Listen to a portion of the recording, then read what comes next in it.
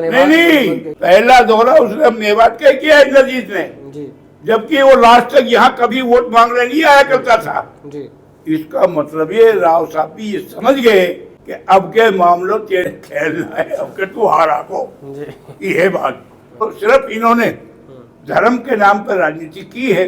अब लोग इस धर्म की राजनीति से ऊब चुके हैं। बीजेपी की सपोर्ट की थी और यहाँ तक कि इलाके के लोगों की उन्होंने पूरी खुलकर मुखालफत की थी और उन्होंने यहाँ तक कहा था कोई उस वक्त वो हादसा खुद याद दिलाया था। वो नहेजा का जो लड़का मरा था पटाकपुर का, उन्होंने खुद ये याद दिलाया था कि उस वक्त तुम लोगों ने क्या कर लिया। वो प्याज वाली बात जो है वो मैंने भी कहा था, आफ्ताब जी ने भी कहा था, तो उन्होंने बाकायदा एक किस्म से चैलेंज किया था। तो उस वक्त तुमसे प्याज फोड़ी नहीं गई, अब पता लगेगा तुम कितने प्याज फोड़ोगे इलाके वालों।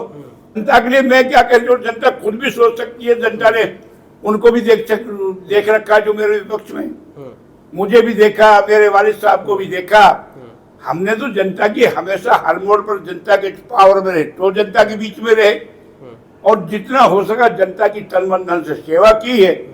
उनका इतिहास खुद जनता जानती है कि इनके कैसे कारनामे रहे हैं। ये तो जनता ने फैसला करना है वो किसको एक्सेप्ट करेंगे और किसको नहीं करेंगे। बीजेपी ने तो सिवाय धार्मिक अनुवाद कराओ कुछ दिया ही नहीं जनता को, चाहे वो देश की बात हो चाहे प्रदेश की बात हो। आप ये कहोगे इंद्रजीत तो यहाँ के इसी इलाके से रहने वाले, इसी हल्के के रहने वाले, यही कहोगे ना। मुझे आप ये बताओ, आपने कितनी बार राव इंद्रजीत जी को यहाँ देखा है? बिल्कुल, ये चौथा प्लान है इनका, तीसरा प्लान कभी आए यहाँ? नमस्कार, इस वक्त आप डीटीवी देख रहे हैं अजय कोहली के साथ। खास शुरुआत आज हमारी है और आज इस चुनाव के वक्त में चुनाव को लेकर चर्चा करेंगे क्योंकि गुरुग्राम लोकसभा से कांग्रेस पार्टी के राज बब्बर को टिकट मिला है। आज हमारे साथ कांग्रेस पार्टी के एक दिग्गज नेता और पूर्व में मंत्री रहे और पुनाना हल्का के अभी वर्तमान में विधायक हैं, इलियास जी हमारे साथ हैं। बहुत बहुत स्वागत है जी आपका डीटीवी न्यूज। जी जी जी मंत्री जी, सबसे पहले तो किस तरह की तैयारियां आपके हलके में और पूरे आपका जो लोकसभा का इलाका है उसमें किस तरह से चल रही है? कांग्रेस पार्टी की क्या क्या रणनीतियां जो हैं बनाई गई हैं चुनाव को लेकर, लोकसभा चुनाव को लेकर? देखिए, जहाँ तक हमारे लोकसभा के टिकट की बात है, सबसे पहले तो मैं हाईकमांड का शुक्रिया अदा करता हूँ, बधाई भी देना चाहता हूँ कि हमारे जो गुड़गांव से जो पार्लियामेंट का जो टिकट दिया है आदरणीय राज बब्बर जी को, ये बहुत बेहतरीन टिकट दिया गया है और सूटेबल कैंडिडेट है, जीतने वाला कैंडिडेट है। जहाँ तक तैयारियों की बात है तो अब आपको पता है कल तो हमने नॉमिनेशन पेपर भरा ही है और बाकायदा हम डोर टू डोर जो है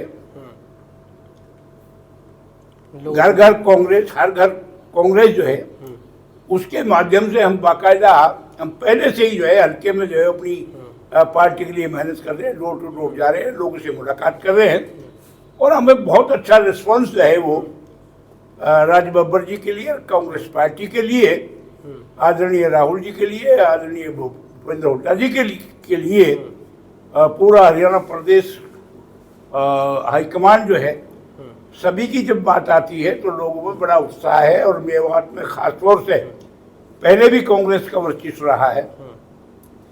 पीछे यहाँ कैप्टन अजय जी के पास टिकट था और उस वक्त भी लोगों ने जो है वो काफ़ी अच्छी तादाद में वोट जो है वो देने का काम किया था और इस बारी भी मेरा ऐसा विश्वास है कि मेवात में लगभग जो है 85-90-95% वोट जो है वो कांग्रेस पार्टी को लोग देंगे, ऐसा मेरा मानना है।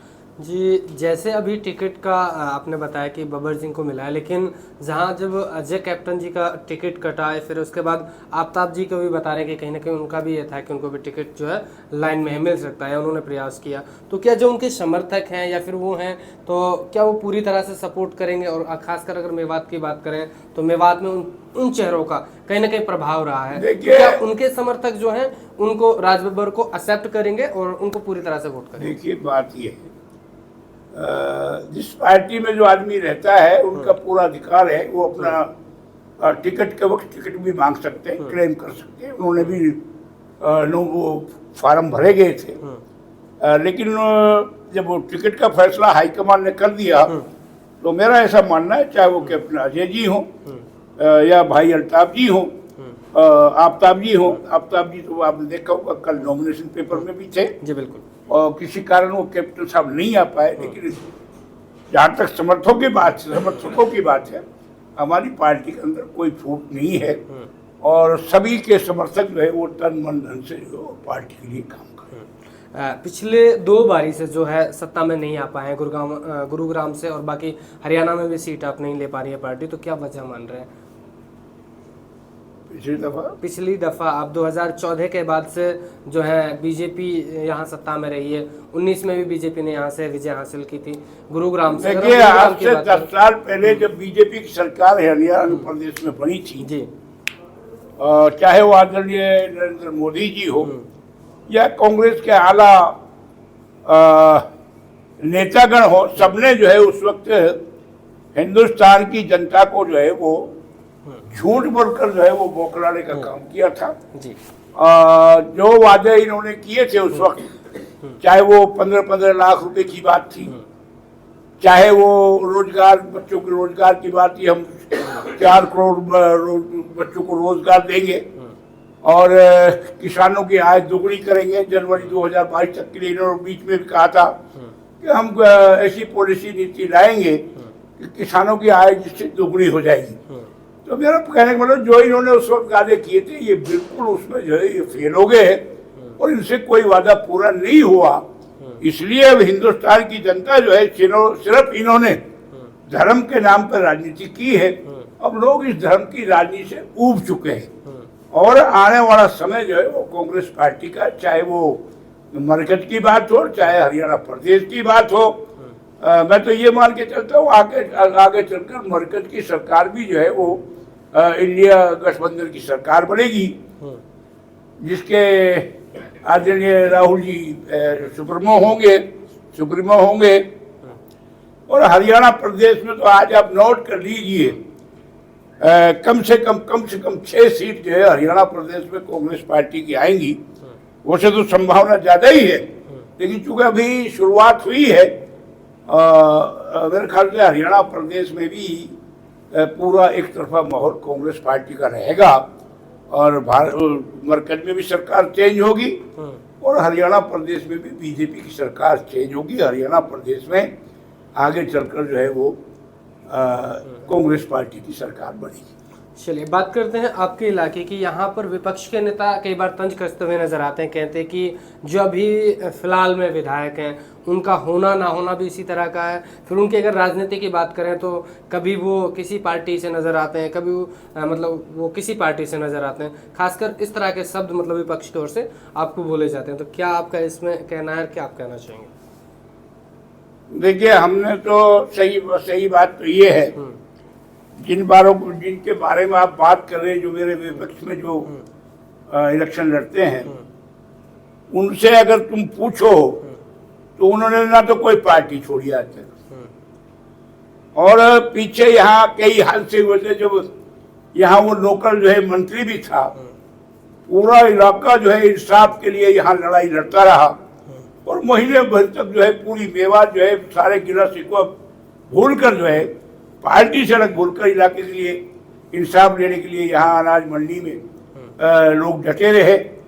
अफसोस की बात है जो उस वक्त यहाँ का नुमाइंदा था, यहाँ एमएलए था पुराने से, वो लोगों के बीच में आया ही नहीं, उसने लफ्ज ही नहीं कहा। और रही बात ये, अब ये जो 31/7 में जो ये मामला हुआ था, यहाँ बजरंग दल वाले जो यहाँ कलश पानी चढ़ाने आए थे, यहाँ पर भी आपने देखा होगा उन्होंने बाकायदा बीजेपी की सपोर्ट की थी और यहाँ तक कि इलाके के लोगों की उन्होंने पूरी खुलकर मुखालफत की थी और उन्होंने यहाँ तक कहा था कोई उस वक्त वो हादसा खुद याद दिलाया था, वो नहेजा का जो लड़का मरा था पटाकपुर का, उन्होंने खुद ये याद दिलाया था कि उस वक्त तुम लोगों ने क्या कर लिया। अब देखते हैं तो वो मामन जी ने जो सवाल उठाया था विधानसभा में, वो प्याज वाली बात जो है वो मैंने भी कहा था, आफ्ताब जी ने भी कहा था, तो उन्होंने बाकायदे किस्म से चैलेंज किया था। तो उस वक्त तुमसे प्याज फोड़ी नहीं गई, अब पता लगेगा तुम कितने प्याज फोड़ोगे इलाके वालों। अच्छा, तो विधायक जी, ये भी अभी हम जान रहे हैं कि जिस तरह से उस मामले के बाद यहाँ की राजनीति, फिर ये भी कई बताया जा रहा है कि अब की बार जो आपका चुनाव है विधानसभा का, ये 2024 का आने वाला वक्त का चुनाव है, तो उस विधानसभा के चुनाव में आप किस सीट से चुनाव लड़ेंगे? पुनाना से ही लड़ेंगे, क्योंकि ये भी बताया जा रहा है कि आप फिरोजपुर का भी रुख कर सकते हैं। इस तरह के आंकड़े भी लगाए जा रहे हैं, लोग कह रहे हैं, विपक्ष के लोग भी कह रहे हैं कि पुनाना से वो चुनाव नहीं लड़ेंगे। इस पर आप क्या कहेंगे? वैसे तो हाईकमांड के ऊपर है, वो कहाँ से लड़ाएंगे कहाँ से नहीं लड़ाएंगे, लेकिन सही बात ये कि हम इलेक्शन पुराना विधानसभा सीट से लड़ेंगे। पुनाना से ही लड़ेंगे। बाकी जनता के लिए आप क्या कहना चाहेंगे? क्या उनके लिए एक संदेश, एक मैसेज आपकी ओर से होगा? जनता के लिए मैं क्या कह रही हूँ, जनता खुद भी सोच सकती है। जनता ने उनको भी देख रखा जो मेरे विपक्ष में, मुझे भी देखा, मेरे वालिद साहब को भी देखा। हमने तो जनता की हमेशा हर मोड़ पर जनता के पावर में रहे, तो जनता के बीच में रहे और जितना हो सका जनता की तन मन धन से सेवा की है। उनका इतिहास खुद जनता जानती है कि इनके कैसे कारनामे रहे हैं। ये तो जनता ने फैसला करना है, वो किसको एक्सेप्ट करेंगे और किसको नहीं करेंगे। विधायक साहब, अगर बात करें, अभी आप वैसे विधायक हैं पिछले वक्त से भी, लेकिन यहाँ जो है, अगर इस पुराने विधानसभा की बात की जाए, यहाँ की दशा देखी जाए, तो आज के वक्त में यहाँ के लिए आने के लिए सड़कें, यहाँ नॉर्मली सबसे मेन चीज़ है कि सड़क वहाँ होना चाहिए। पुनाना के आने के लिए अगर किसी भी रास्ते से आप आ रहे हैं, चाहे बड़कली से आ रहे हैं, होडल से आ रहे हैं, तो पूरी सड़कें जो है वो टूट चुकी हैं। तो क्या इनकी आवाज़ जहाँ तक सड़कों की बात है, पूरे प्रदेश के सड़कों की हालत खस्ता है। बीजेपी ने तो सिवाय धार्मिक अनुवाद कराओ कुछ दिया ही नहीं जनता को, चाहे वो देश की बात हो चाहे प्रदेश की बात हो। इसलिए इन्होंने काम तो किए नहीं है, और जब काम नहीं किए तो जाहिर सी बात है सड़कों की जो है वो दशा तो खराब रहनी है। हम जो विपक्ष के नाते सरकार की आंख खोलने का काम विधानसभा में कर सकते थे, वो हम बराबर जो है सरकार की आंख खोलने का काम करते रहे, और इलाके के लिए हम पूरी बाकायदा लड़ाई लड़ते हैं। तीनों विधायक मिलकर, विधायकों ने, हमने हमेशा इलाके की कामों के लिए उठा इनके आंख खोलने का काम किया सरकार का। चाहे वो सड़क की बात थी, चाहे वो रोजगार की बात थी, चाहे वो पानी की बात थी, चाहे वो बिजली की बात थी। अब ये अलग बात है सरकार ने नहीं किया, तो हम तो सरकार की आंख खोलने का काम ही विपक्ष कर सकता है ना। तो आप लोगों ने जैसे शिक्षा के लेकर भी सवाल उठाए, तो क्यों नहीं हो पा रहे हैं? सरकार नहीं करना चाह रही है, ऐसा कुछ इसमें कह सकते हैं कि सरकार ने बिल्कुल, आप लोगों ने सवाल उठाए, आपने मांग की, लेकिन नहीं मिला। अब इन्होंने 10 साल नहीं किया, तब ये क्या करेंगे? ये खुद ही जाने वाले हैं जी। तो विधानसभा को लेकर क्या, और आप ऐसा मानते होंगे, अब तक ये लोगों को भ्रम था कि गुड़गांव में जो है वो राव इंद्रजीत जी कभी इलेक्शन नहीं हारते, ऐसा लोगों का भ्रम। हाँ, ऐसा मानना था। लेकिन ये जो टिकट राज बब्बर जी को दिया गया है, ये सबके सामने जो है, जब जून में रिजल्ट आएगा ना, तो चाहे वो गुड़गांव की सीट हो, चाहे अन्य हरियाणा प्रदेश की हो, ज्यादातर सीटें जो है कांग्रेस पार्टी की आएगी। बिल्कुल, क्योंकि गुरुग्राम को एक सेफ सीट माना जाता था, राजेंद्र जीत एक बड़े चेहरे यहाँ से। हाँ, अभी भी ये आपको ऐसे लग रहा होगा, लेकिन रिजल्ट जब आएगा, जब आप चौंक जाओगे, क्योंकि सबसे पहले यही सीट हारने वालों में होगी। चलिए, बहुत बहुत धन्यवाद। मंत्री साहब, एक ये भी आंकड़ा लगाया जा रहा है कि आप अब की बार चुनाव नहीं लड़ेंगे, या लड़के को लड़ाएंगे? जावेद, एडवोकेट जावेद, ये समय बताएगा, जैसे हाईकमांड का फैसला हो मानेंगे। अच्छा मंत्री साहब, आप राज बब्बर के नामांकन में मौजूद थे, वहां पर कुर्सियां खाली थी, और इधर आप जीत की ताल ठोक रहे हैं। देखिए, जहां तक कुर्सियों की बात है, जितनी वहां टोटल कुर्सियां थी, जितने तो आदमी वहां स्टेज पर बैठे हुए थे, आपने ये भी देखा। आपने कुर्सियों पर थोड़ी बहुत 10-20 खाली थी तो उस पर नजर डाल लिया आपने, लेकिन कितनी लंबी चौड़ी स्टेज थी, हजारों आदमी तो वहां स्टेज में बैठे थे। वहां तो कुर्सियां बैठने के लिए रही नहीं गई थी लोगों के लिए, खाली कहाँ रहेगी? जो 10-5 तो चलो सीट रह जाती है जी। राज बब्बर जी को लेकर बाहरी एक शब्द का भी प्रयोग बार बार किया जा रहा है, इस पे आप क्या कहेंगे कि बाहरी है यहाँ के? अब आप ये कहोगे इंद्रजीत तो यहाँ के इसी इलाके से रहने वाले, इसी हल्के के रहने वाले, यही कहोगे ना जी। मुझे आप ये बताओ, आपने कितनी बार राव इंद्रजीत जी को यहाँ देखा है? बिल्कुल, ये चौथा प्लान है इनका, तीसरा प्लान। कभी आए यहाँ जी? है? बिल्कुल, फिर बाहरी ये हुआ वो हुआ। बिल्कुल, आप बताओ कभी आए हो? नहीं, उनका जो है कि विधानसभा जैसे पुनाना है, नूहू है, इन इलाकों में कहीं ना कहीं बहुत ज़्यादा कम, जो कि देखा नहीं गया है। ये चीज़ें रही हैं जो कि मंत्री साहब का सवाल है, ये आप जनता को बताइए क्योंकि जनता इस चीज़ को समझेगी। चलिए, आज के लिए बहुत बहुत धन्यवाद। नहीं। जी पहला दौरा उसने मेवात का किया इंद्रजीत ने, जी जबकि वो लास्ट तक यहाँ कभी वोट मांगने नहीं आया करता था। जी। इसका मतलब ये राव साहब भी ये समझ गए कि अब के मामलों तेरी अब के खेलना है, अब के तू हारा को। ये बात मंत्री साहब, वहीं ये आंकड़ा लगाया जा रहा, पिछली बार मेवात ने कैप्टन को काफी सारे मत दिए, वोट दिए, और फिर वहां से कैप्टन उधर साइड से, Gurgaon side, Rewari side, Mahendra side से उठाए, वोट नहीं उठाए। क्या राज बब्बर भी इसी तरह मेवात से सारी वोट ले जाएंगे या उधर से उठा पाएंगे? जहाँ तक राज बब्बर जी का हमारे प्रत्याशी कांग्रेस प्रत्याशी का सवाल है, गुड़गांव से वो नंबर 1 पर आएंगे, बादशाहपुर से नंबर 1 पाएंगे, सोने से नंबर 1 पाएंगे, मेवात में तो नंबर 1 पे कैप्टन अजय भी था और ये भी रहेगा। हैं? पंजाबी भाई भी इसको बराबर की वोट दे रहे हैं, जाट भाई भी दे रहे हैं, अहीरों में अहीर भाइयों भी में से भी वोट मिल रहा है, हरिजन भाई भी से वोट दे रहा है, गुजर भाई भी से वोट दे रहा है। कहने को बोला इसे 36 बिरादरी नीव भी से वोट दे ही रहा है, क्योंकि आपको पता ही, आप मेवात से हो गई, हम मीर आप भी। मुझे पूरा यकीन, आप देखना जब जून में रिजल्ट आएगा ना, सबसे पहले गुड़गांव में राज बब्बर जी के जीतने का ऐलान होगा, आप याद रखेंगे। चलिए, तो आप कितनी वोट दिला पाएंगे अपनी विधानसभा से? अब आप अंदाजा लगा लीजिए, मेरे ख्याल से 80-85% वोट जो है हमारे यहाँ से ओवरऑल मेवात में से उसको मिल जाएगा, उसके राज बब्बर जी को।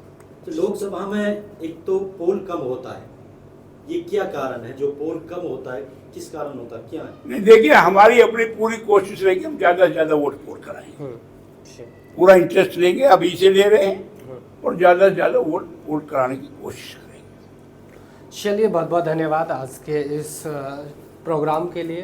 मंत्री जी ने अपना वक्त दिया, साथ ही सारी चीज़ें बताई, राजनीति के ऊपर चर्चा की गई। कहीं ना कहीं ये जो हरियाणा में गुटबाजी की बात थी, उसको भी उन्होंने बताया कि ऐसा कुछ भी नहीं है। साथ में जिस तरह अजय कैप्टन का वहाँ ना आना और फिर जिस तरह की उनकी टिकट ना मिलने के बाद उनकी बातें आना, उस बात को भी कहीं ना कहीं कवर करते हुए नजर आए मंत्री जी। और उन्होंने अपने गृह विधानसभा के लेकर भी कहा कि जनता का ज़्यादा से ज़्यादा वोट यहाँ से कराएंगे, जनता को जागरूक करेंगे, साथ ही इस इलाके से वो आगे चुनाव को लेकर इस तरह की रणनीतियाँ, वो सारी चीज़ें भी थोड़ी थोड़ी उन्होंने बताई कि लगातार आप हमारे साथ देखते रहें। और सबसे पहले कि आप मतदान ज़रूर करें, जलपान बाद में करें, मतदान सबसे पहले करें। और बने रहें DTV के साथ, कैमरा पर्सन के साथ। मैं आपको अपना जी कोहली, DTV न्यूज़ से धन्यवाद।